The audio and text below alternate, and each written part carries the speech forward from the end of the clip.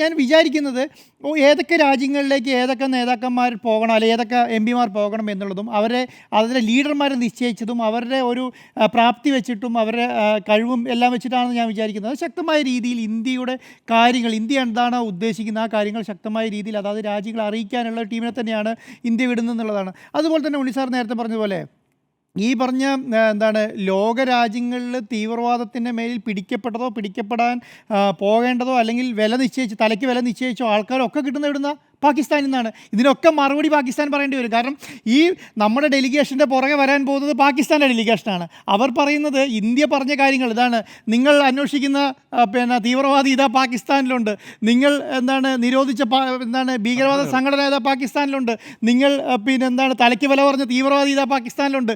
ഈ പാകിസ്ഥാനിലുള്ള തീവ്രവാദീനെയൊക്കെ പിടിക്കണം എന്ന് പറഞ്ഞിട്ട് ഇന്ത്യ ചെന്ന് പറയുന്ന സമയത്ത് ഇതിന് തൊട്ടുപുറകെ അയ്യോ ഇങ്ങനെയൊന്നും ഇല്ല എന്ന് പറഞ്ഞ് അവർക്ക് പറയാൻ പറ്റില്ല. കാരണം ഐക്യരാഷ്ട്ര സംഘടന ഇവരെല്ലാം നിരോധിച്ചതാണ്. ഈ നിരോധിച്ച സംഘടനകളെല്ലാം ഉള്ളത് പാകിസ്ഥാനിലാണ്. ഇതിനൊക്കെ മറുപടി പറയേണ്ടി വരുമെന്നുള്ളതാണ് പാകിസ്ഥാൻ ഈ പറഞ്ഞ ഡെലിഗേഷൻ കൊണ്ട് ഏറ്റവും പ്രശ്നത്തിൽ പോകുക എന്നുള്ളത്.